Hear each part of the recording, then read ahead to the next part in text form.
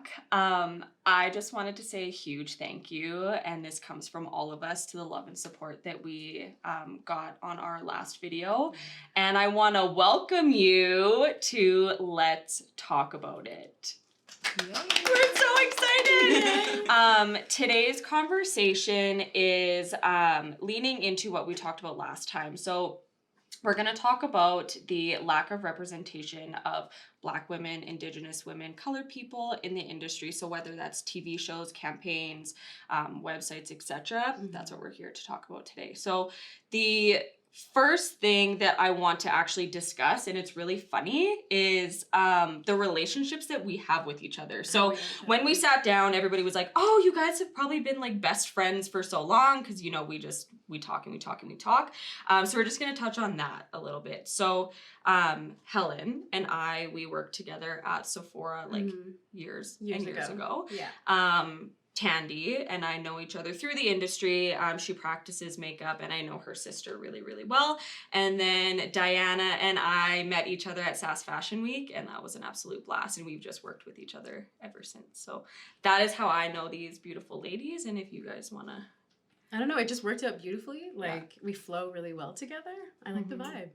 Yeah, honestly, I only knew Becca. Like, her I met, like, a day before I actually came to this thing, because she came up and was just like, you know what, girl, you on fire? And I was like, yes, I am. And I was like, she can. And then her I met, like, literally from this video. So. Yeah, first day. Yeah, that was the first meeting. Diana, like, the first time I met you, you were crying in a bathroom stall. That's the first time I met her. I'm emotional. Girl, we connect. My moon was in Virgo. That's why I'm emotional. Actually, you went to Labodas, and I knew you went to Labodas because you were above me. Oh. So I just was like that quiet person that just didn't talk. But I knew. That's why I knew. That's why I came up to you, because I was like, I know her. Like, she might not know me, but I know her. Oh my God. Yeah, that's true. That's true. We have history. We have history, I guess so. I love it. Okay, well, we're going to get right into it. So the first question is, what goes through your mind when you think of the lack of representation? And the first thing that comes to my mind, and I've heard it so many times, is, well, it's just uncommon that a Black woman is going to come to you for makeup or for services, or it's not that common, so you don't need to buy these things to have in your kit, when that itself is the problem. That is what is creating the lack of representation. So it's our responsibility, again, to have our products that we need, but it's also recognizing that and taking the steps to do better. You know what I mean? Yeah. And it's not uncommon. It's very common that a Black woman or an Indigenous woman will come to you to get services done. Because why wouldn't they? Right? You know what I mean? Well, that perception is there, that we are just not willing to spend the money or the time. But in reality, we know the difference from statistics that, like, 80% of the industry is from Black. This is a statistic from America, but, like, Black and Hispanics take on more of the beauty industry. Like, they purchase more because they're trying to fit in, right? Yeah, exactly. And I think it's not fair to say that it's uncommon, right? Like, I don't even know where that thought comes from. Even, you know, in schools or academies, it's expanding the kit, right? So instead of buying 5 foundation colors and having one shade for the Black woman that might come into your chair, it's no, you need to have more than that. You need to have way more, because that one shade is not going to work for every single person, right? And we need to represent a bigger demographic. Right? Yeah, I think my struggle is like going into like beauty salons and stuff like that, or going into like hair salons and stuff. Like, I don't see myself represented in any of those places. And it's not my job as the consumer to let you know that I'm interested in buying your products, that I'm interested in using you to either do my hair, makeup, whatever. But their idea, this stems from like white ignorance, whereas they just assume that we're not even going to purchase those products. Yeah. So even if they do have the products, they tend to put them in the back, thinking that, well, if they come in, they can ask for it. Yeah. But can you imagine the idea of like a woman having to find out that her shade is in the back? Like, that's not fair, right? Yeah, exactly. Yeah. And that right there will push somebody out of your store. Yeah. You walk into a store and you see, oh, there's nothing here for me, so why am I even gonna come back and buy? So you leave, and you probably will not return. No. And exactly And how I would recommend that to my friends too. I will say, like, no, I wouldn't go there. Yeah, You're better absolutely. off buying from online or, you know, wherever else. And how uncomfortable is that to stand there and be like, oh, I do have your shade, but let me just go to the back where it's kept and grab it for you. It's a form of segregation, It's honestly. heartbreaking. Yeah. And honestly, like, the power of representation is, like, so impactful, especially when it's dipping into things that, like, kids use. Like, so growing up, like, as a girl, like, you know, I play Barbies, like, all the time. And, like, you have, like, all of these Barbies and you're not even really noticing because, A, you're a child, and B, like, your mom gives you a Barbie, you open that Barbie up, like, you know, the fresh new Barbie feel, and, like, you're just playing or whatever, and then it's not until, like, you just have this collection of Barbies, and they're all in one pile, and then you're like, wait a minute, like, not one of these Barbies looks like me, like, literally not one, and, like, if I'm not mistaken, like, Barbies are supposed to, like, depict what a human looks like, no? So it's like, when you have this whole pile of Barbies, and there's not one that has hair that looks like yours, not a skin tone close to yours, not a body size close to yours, and you're a child, you're just, like, so confused because you're just like, but I look like this, but none of these Barbies looks like this, and it's just, like, now you're messing with kids that are growing up. Like, you're right there. You're already, like, instilling these thoughts into, like, people that are going to be in control of the future. And, like, you have to be careful with those things because you want to go home and be like, well, you know, I shouldn't be penalized for just making a Barbie. But it's just like, no, be smart. If you're going to have a business, like, especially when you're selling something that, is supposed to depict something of a human being or, like, is supposed to be of service to people, like, when you're going to have a business, like, you have to think of everybody because media representation, like, affects everybody. Whether they even want to use your product, like, it's what we see. We see media all the time. Like, I could look in this room and, like, point out, like, where media is going to be shown through. Like, it's a part of your daily life. It's what structures society. So when you're constantly using these Barbies that don't look like you, it just, like, doesn't make sense. And then I remember that growing up, and it was just, like, so confusing because you just wanted to mirror what the Barbie looked like. And then there was, like, a time where I don't know if you guys remember My Scene and, like, the Bratz. Like, they hadn't come out yet when I was little. And, like, me and my sister and my cousins, we were hyped. We were like, yes. Because, like, you saw what they were about to look like on the TV commercials. You're like, bruh, you're like, I'm going to be that one. I'm going to be that one. Pointing to the black girl. Pointing to, because Bratz, they had big lips, too. And I was just like, oh, man, like, they look like you. And you were so excited. And My Scene was, like, and it was like Barbie.com, like, you know, you dress them up, you put makeup on them or whatever. So then My Scene comes out, and then obviously I'm going to choose one that looks like me. It's the girl with curly hair. She's brown. I'm like, score.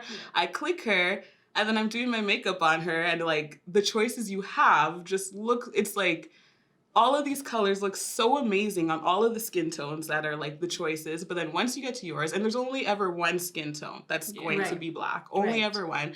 The makeup just looks so horrible that you just end up not choosing that girl because you just want to make a pretty girl. But really, when you start, when I would play these games, like, you want to make up someone that looks like you. You're like, oh, I want to do a doll. I'm going to make her look like me. But then you find this doll that looks like you, and you can't. Like, she doesn't even look pretty. And there's so, not like, even the proper tools there to achieve exactly what you want to do and how you want to dress this So doll. Exactly. So you put in a black doll, but there's nothing to use for her that's going to make her look as pretty as the other girls. So you just keep using the white ones or the tan ones. Like, you know, and it's just, like, it really hurts because, like, you're just this little girl who wants to play the games. You want to make a doll that looks like you. You want to, like, and you do all these quite understand it, too, at that age. You don't to even understand. comprehend it. It's just pure confusion. You're just like, I look like this, but everything around me doesn't. Yeah. And it's crazy to think, like, that was how many years ago? Like, these were issues so long ago. even on websites without physical product. Like to put makeup on a doll, there wasn't even anything there to put makeup on that doll virtually, right? So yeah, it's just crazy to think about. It's like literally been in our faces this whole time. Yeah. But like I remember, because my sister's like a good 8 years younger than me. So like by the time my Barbie face has come and gone, her Barbie face has just started. Yeah. So we'd go to the store to go buy the Barbies, and you can tell the price difference between the white Barbie doll versus the black Barbie doll. It's like a good $15 difference. The black Barbie dolls were always on clearance. Yeah. They're always cheaper. They always look weird. Like, even when they did put them in a fro, like, it just was, like, weird. And they just didn't look right. And I also remember when there was, like, the High School Musical phase and High School Musical came out, they had, like, the Troy doll, they had the Gabriella, they had Ryan Sharpay. They didn't even have Corbin, or they didn't have, what was his girlfriend name, Monique or something? Monique or Denise, something like that. Yeah, she didn't have they didn't have a doll. Yeah. And it was just, like, crazy to think, like, my sister, like, probably playing with Barbies around, like, 2010, and there was still no representation, or that there was, they were always the side character. Yeah. Or it was like an improper representation. Yeah, 100%. Right? Yeah. And it, like you said, like they looked different or not as good quality. Yeah. And it's like, why? Yeah. Like, why isn't the time and effort being put into the rest of the demographic that is in this world? And I think that stems from, like, when we look at representation, and this is just like going further from the beauty industry, but also when we look at like actors and when they're portrayed on TV. So like around the 1930s, like black actors were also being represented in TV, but they weren't being like credited for their work, and they always played the mammy, the maid, the servant, the slave. And so they were always the afterthought. They were always that character that came in, or if they were shown in the black and white films at the time, they were always like, you could tell their shadow was there, and they just would give something and then they would walk out. Yeah. And like Hattie McDaniel was like one of the greatest like actors at the time in the 1930s, and she won Oscar, I think it was, no, an Academy Award, I think it was, for her role as a mammy. And a lot of black people were really happy, you know, one of us is winning, but she wasn't even allowed in the room. Like, she had to be in the separate room. They brought her out to grab her award, then she left. I think a good movie is Hollywood on Netflix, so it's a good reference to that. Yeah, it is. And then when we look about it now, like, even when you look at media and how people are portrayed, like, we have people like the Love and Hip Hop, we have the black characters on there. They're very, like, aggressive. Yeah. The black women are very just straightforward, straight to your face. And then we have also, if they're in, like, I'm trying to think, like, even a Disney show. Any Disney show, the black character is always the sassy one, aggressive, mean, and it's hard to have that, as a black person myself watching those TV shows, it was hard for me to relate, be like, I'm not like that. Right. Like, I'm very quiet myself, I don't like to do any of that, so I'm like, I'm gonna relate more to the white character, or the white passing character, because I'm like, she's more calm. I don't know why the black character is always angry. Right. Yeah. And it's like an incorrect stereotype. Yeah. Right? And then black women are put into this bubble or put under this umbrella of, you're aggressive, you're a drama queen, you're loud, you're this, you're that. And it's like, well, no, they're just made out to seem that way because that's what is portrayed in the media, in these shows, in movies, in, you know, all of those things. Yeah. And then I think, like, on the other hand, we have, like, now when you look at social media and we look at influencers, we have, like, influencers who are portraying themselves as, so there's this term like blackfishing. So there's a whole bunch of like women, even men on social media who are basically stealing things from like black people. And so they portray themselves like they either have really dark hair or really curly hair, almost to the point where it's almost like 4C texture, 4A, you know. And they also have like get really dark tans. They always have the brown contacts. They have the butt implants, the breast implants, the small waist. And so when people are in their comments being like, oh, are you black? Are you this? Are you that? They're like, no, they just don't, or they either don't acknowledge the fact that they are, but they're also, I think people need to recognize they're not also trying to be like dark-skinned black women. They're trying to be the black women that society deems as acceptable. Yeah. So they're like, well, I'm not being black because I'm not trying to be black. That's always the argument that they're using because they know being a dark-skinned black woman is not going to get them anywhere in society. So they try to be the light-skinned ones because the light-skinned ones get more accolade in society. Right. Here's my thing. My thing with social media is, like, first and foremost, you can't, because I feel like, yeah, when you start mentioning things like blackfishing or, you know, people wearing braids, like then people start replying to you like, oh, like you're taking it too serious. They barely want to hear it. Like they only want to hear it like once every 3 months. Yeah. But it's just like the thing is like, you can't tell people that they're taking things too seriously and like react to the things they're saying, be upset that you're being called out all the time, when those same people have never had the opportunity or the freedom to be in that same situation as a joking matter. So it's like, you can do whatever you want and be like, oh, well, I just wanted it to be my hair, or like, it was just a joke, or like da-da-da-da-da. But it's just like, there are people who, if they do those same things, it's not going to be a joke. Like, who, when they do those same things, are getting judged on the street. So when you get mad at somebody reacting like that, it's just like, you're the sick one. And like everybody in this like social media bubble, it's like social media kind of gives you this like false representation that there's space for everything to be funny. And like there's not. Like literally everything is not funny. Like some things are just serious, and that's how it is, especially when people are dying over it. So it's just like, when you're in this social media bubble and like, you know, you're like, so the Black Lives Matter protests that have just been coming in waves or whatever, and like, you know, people are being all a part of it, you know, you gave that a lot of time, but like now that there's still some people still talking about it, it's just like, okay, kind of like, well, that's kind of over with. And it's like, well, it's not over with, because people are still dying. I'm still Black. Like, you guys still aren't fully learning. And it's just like, once we step out of that social media bubble and like realize like, hey, this just isn't funny. There's no room for me to make a joke about it. There's no room for me to be pressed about what someone says about it. Then we could fully like keep going. But like everybody is just like so obsessed with Instagram and whatever and like doing whatever the fuck they want that they just leave out everybody else's emotions. And like it just doesn't make sense. Yeah. And there's a big difference with somebody's lifetime and one fad. Right? Like what's popular now or what's trending now versus somebody's entire life and the struggles that somebody has gone through literally their entire life. And, you know, the hate and the, you know, discrimination and the misrepresentation of what, you know, your culture is.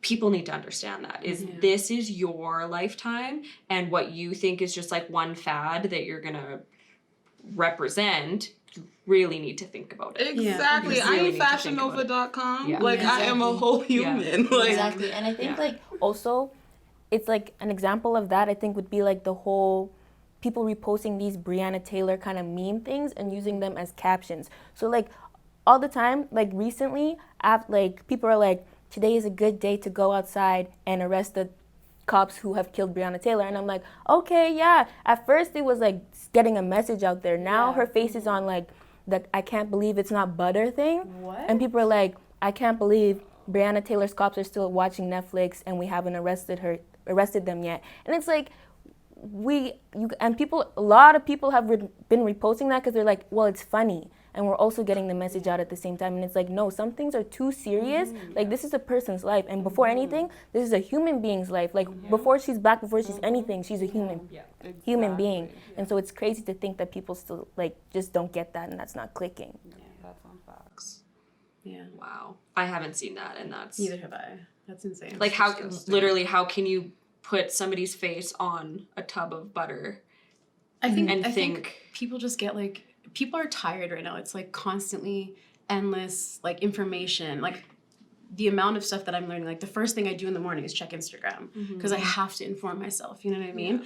And I get it. Like sometimes you get tired of seeing the same things over and over again, but I can't not be informed during this time, you know? So seeing images like that are so disheartening. But then again, like, you getting tired is you getting tired. Like, you are going to be tired. But for other people that want to use that as an excuse, it's like, no, because the reason why you have an overload information is because you've had said time refusing to learn. Like, not you, but these other people. So you're going to get tired because you're informing yourself, but you've also been experiencing it. But, like, other people, like, just... have avoided it completely. And then now they just have this overload and they want to be like, oh, well, like I need a break from it, da da da da da. It's just like, what you mean? Like, you need a break from my life? Like, you need a break from me living as equal as you? Like, that is just another example of privilege, that you get to turn that off, that you get to sometimes be informed and sometimes be in it. And then when you're tired of it, you get to take a little break and then come back. And that's privilege, you know? But like for you to say that, that's just energy draining, because you go through it too at the same time. Yeah. And we have a responsibility to literally put ourselves in your shoes to understand what it is that you're going through. You know, there's posts going around and people reposting saying, you know, I know that I won't know, but I'll understand, like, whatever it is. I'm completely butchering it. But that's my responsibility to you, is to put myself in that position and think, okay, if this was me, like, how would it make me feel? And what can I do to make a difference? What can I do to better my education? And what can I do to flip the narrative and to help the representation, right? And like, I think white people need to be comfortable being uncomfortable in this moment in time. That's just the easiest way to put it right now. Absolutely, because it is uncomfortable, you know. From a personal standpoint, I don't want to say the wrong thing. I don't want to offend anybody, so I'm going to ask a lot of questions. Like we were talking the other day, there's something going around saying, you know, stop saying people of color, and I didn't know why. Right? And it's because every individual person who is of color has their own individual struggle based on what their ethnicity is. So you can't lump it together as just this like column of people of color. Because there's so many different struggles that you can't put into a single thought. To be honest though, Becca, like, understand that we're all learning together right now. Like, this is a chance for all of us to just really like absorb everything and just learn, you know what I mean? So like, we're all like trying to relearn, re-educate ourselves and just try to move forward. So it's not just all on you. Like my mind has been so completely open through all of this, especially with the Indigenous people in Canada. Like, it's just insane.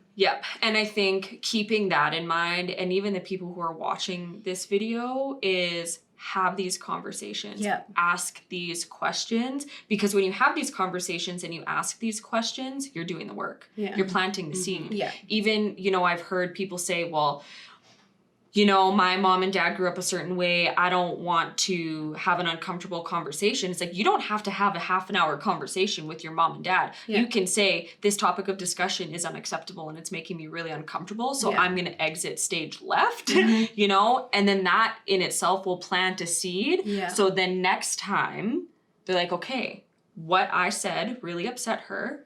And I need to take that into consideration and know next time. And even they'll take that in their next conversation with somebody else and somebody else and somebody else. So it's just planting those seeds and changing the narrative of, well, I'm just one person and I can't make a difference. But you can. You literally, with that one thought, with that one conversation, you can and you will make a difference. I think people need to really understand that and get out of that thought of, well, I'm just one person and I can't do anything. It's like, no, you're one person and you can do a million things, right? In saying that, my last question is, what can we do to instill change in regards to the representation of Black women, Indigenous women? So first, I think understanding the idea of what white ignorance is. And like the simplest way that I can explain this is like I think I saw a meme about it, or maybe a video on Instagram, I can't remember. But, and everyone's known, like everyone understands this story because they probably either witnessed it themselves or they just heard it. But like, a woman and her child are in the grocery store and the child sees a Black man and she asks her mom, like, why is that man so dark? And an instinct is for the mother to be like, shh, we don't talk about that. We don't say that. But in reality, it's so much more beneficial because your child sees color already. That's a fact. So you sitting there and trying to deny that you don't see color completely like erases all of that. So going to that child and saying like, oh, this is a Black man, he has a darker complexion, and just trying to explain it in the most simplest ways will have a better outcome for your child. So I think going forward is just like having a basic understanding. It's not like, you know, it falls under the whole white privilege thing, right? Yeah. So, yeah. And not silencing ourselves. Yeah. Because in that moment we're uncomfortable. And I think in that situation, that man would probably appreciate you giving a great explanation to your child, not just saying, shh, don't talk about it. Because he's right there. Yeah. You know what I mean? And acknowledge that and give your child that information. Right? Yeah. Yeah. Because kids have questions, and like every answer you tell them, literally they're gonna believe it. So it's just like they're sponges. Exactly. They absorb everything. And I'm like, and it's perfectly normal. Like, of course, a child who is not Black growing up in a family where there's no Black people and sees a Black person, he's gonna be like, why is that person Black? Like, you know, the same way as a Black child's gonna be like, why is that person white? He's like, never and then you just answer it. Like, it's that Yeah. simple. And then with the whole, because I feel like people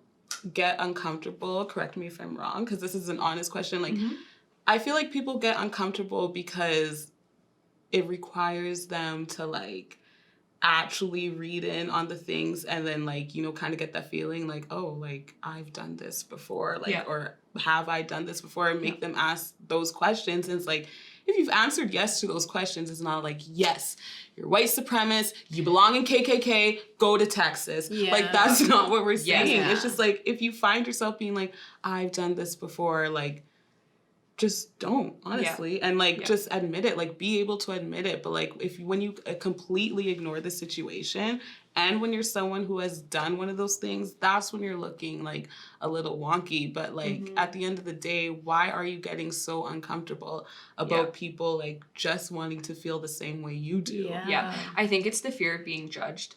Really. Yeah. So I know I've made mistakes. I know that I have said inappropriate things, but in that knowing, I can correct that behavior. And I think as soon as people become vulnerable in saying, oh, well, you know what, like, I'll use a makeup kit as an example. Oh, you know, for 4 years, I've only had makeup that suits porcelain, fair, and medium.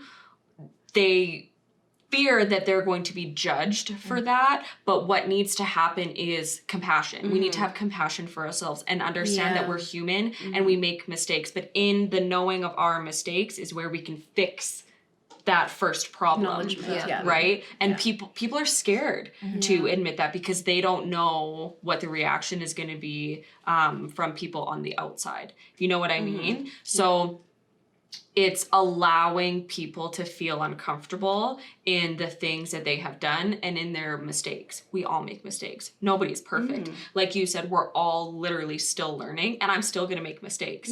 But I'm going to learn from those mistakes. And we talked about this in the last video. Just be willing to learn. Yeah. Exactly.